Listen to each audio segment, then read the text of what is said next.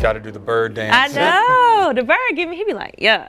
He give me every time. Oh, yeah. Good evening and welcome back to another edition of Friday Night Fever. I'm Jason Williams. Did you forget your name, Jason? Just for a second there. It's okay. I'm Avery Hilliard. And welcome back to our 8th week of Friday Night Fever coverage. 8? The weeks are going by fast. Yeah. Too fast, actually, if you Exactly. really think about it. I know, 8 weeks. 8 weeks. I remember the first week. My first day.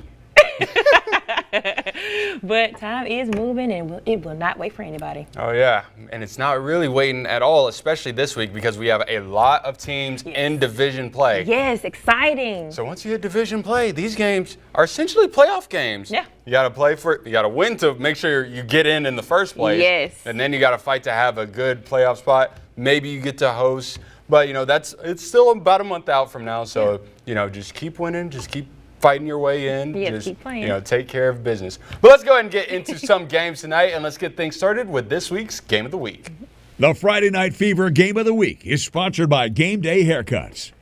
Class 5A Region 1 matchup between the Corinth Warriors and the West Point Green Wave. A lot about the West Point defense early on as they are just harassing the Corinth quarterback right here, Jordan Rush. He's going to take down the quarterback as he was trying to get away from him, but he's going to come up with the sack.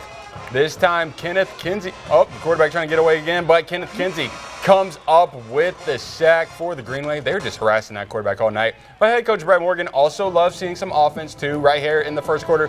Shemaine Clark going to start off to the right, and then he's going to roll on to the left. Going down the left sideline, he will go untouched into the end zone. 50 yards out, touchdown, 7-0 Green Wave in the first quarter. In the second quarter now, deep in the red zone, Clark again takes another direct snap, and he will walk into the end zone again, just casually reaches it out. Easy night for the Green Wave as they begin region play 1-0. Final score, West Point 42, Corinth 7. We now make our way to Tupelo High School where the Golden Wave took on the Madison Central High School Jaguars. Now tonight's game was the division opener for the Golden Wave. And the last time these two teams met, the Jaguars put the Golden Wave out of the second round of playoffs in 2023. Before we get to the highlights, we have to mention that tonight was Military Appreciation Night. There was a flyover and folks who were in the military and are currently in the military were honored. On to the highlights. First quarter, Golden Wave ball. Number 4, Iverson McCoy punts the ball, but Jaguars Cal Lloyd blocks it. And number 6, DeMarian Kidd scoops it and takes it to the house. The extra point was good. Teammates loving it, so are the Jaguar fans. Score 7-0 Jaguars. Jaguars ball. Quarterback Jaden Johnson hands off to number 2, Glenn Singleton, who makes it past the huddle, stiff arms a Golden Wave defender, and he takes it all the way for a touchdown. Look at that man go. Yeah, he makes it all the way. Nobody stopped him. The Jaguars loving that touchdown. Look at his teammates. Score 17-0. Still in the first, Golden Wave ball. Quarterback Noah Gillian looking for who is open, and lo and behold, he finds Jaden Hill near the 40-yard line. He takes it home, and y'all hear that crowd. Just listen. They loud. That's the momentum that they needed. He loved it. He walked on the sideline hype. Then, of course, the student section loved it as well. Score 20-7. They were so fun to record. Second quarter, Jaguars ball, quarterback Jaden Johnson looking for who is open, and he doesn't get the ball off quick enough, and he ends up sacked by Ibrahim Gainham, and he's hyped about that. Look at him. It's a lot of energy, and folks in the crowd loved it too. Final score, Tupelo 28, Madison Central 23. The Golden Wave got their get back. And they did in comeback fashion too. Boonville Blue Devils hosting the undefeated Belmont Cardinals. Belmont's first play, Andrew Marino gonna take the handoff, and he is going to fight for a 20-yard gain. First down, Cardinals. That first down would lead to a Derek Alvarez touchdown. Cardinals go up early. They're gonna go for 2, and he's gonna give it to Marino, and he's gonna find his way into the end zone. 8-0 Cardinals early on in this one on the road. Belmont with the ball again. Fourth down, Alvarez. He's rolling. Throws up a prayer. Oh, my God. Wow. And Alex Marino comes up with the ball. He's going to find 20 yards and a first down. That's going to set up another Alvarez touchdown, 14-0. Cardinals on the road. Belmont cheerleaders loving it. Boonville going to bounce back, though. Zion Nunn on the carry. Takes a snap, gets by a couple of defenders for a Blue Devil. First down. They're going to go back to none. This time he finds his way into the end zone.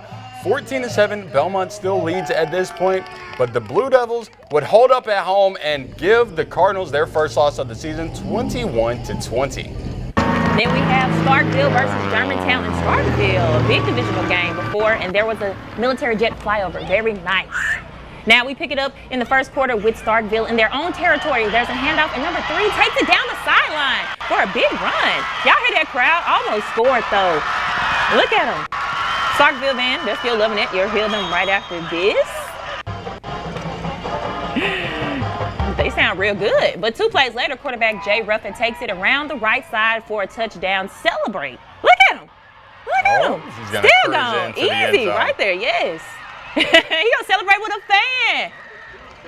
I guess not. They line up for the extra points. Good 7-0 Yellow Jackets. Oh, look at the little Starkville fan, happy. Later, Starkville defense standing strong against Germantown deep in their own territory. Stops right there, and that final score, Starkville 42, Germantown 0. Wow, easy night for Starkville to begin division play. Taking a look at some full screens, the Itawamba Indians go on the road and hand the Amory Panthers their second loss of the season. Itawamba begins region play 1-0 with a 19-14 win over the Panthers. Tishomingo County, Ripley. Wow, what a game that happened over there. The Ripley Tigers pull out a win 30-26 over Tisch County. And West Lowndes and North Pontotoc, man, all these one-score games right here. North Pontotoc comes out with a 2-point win over West Lowndes. Then we have Louisville beating Kosciuszko 38-7. On to Hamilton versus East Webster. East Webster would take that dub 48-16. And then Bruce and Hatley, a close game. Bruce with 37, Hatley with 35. Interesting night of games tonight. I know you were at the Tupelo game. Yeah, real big game. The first half, I'll tell you, it did start off slow. It did. We had some interceptions, we had sacks, and I guess when I left, I guess I maybe was the good luck charm. I guess when I left, they got into rhythm. I don't know. They figured it out. They figured it out. We were watching the live stream in here, wanted to see what happened in the fourth quarter. It was a game-winning touchdown from Noah Gillen to Darden, I believe. I think it was. Yes, I do remember. I believe it was Darden. I'm not entirely sure, but it was a game-winning touchdown with under a minute to go in that game. Exactly. What a finish They that got their was. get back. They got their get back because they lost to them in the second round of playoffs in 2023, 14-12. So they were like, we have to get this. Oh, yeah, and that's 13 straight regular season divisional wins for the Tupelo Golden Wave tonight. So, wow, what a win for them. Exactly. West Point gets to 500 overall in the season, and they begin region play 1-0. And Itawamba, I think I mentioned this earlier, they begin 1-0 in region play as well, and they're overall 4-2. Got you.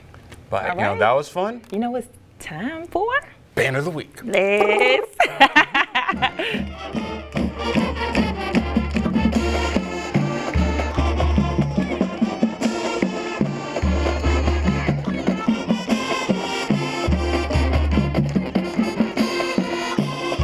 The Friday Night Fever Band of the Week is sponsored by Northeast Mississippi Community College.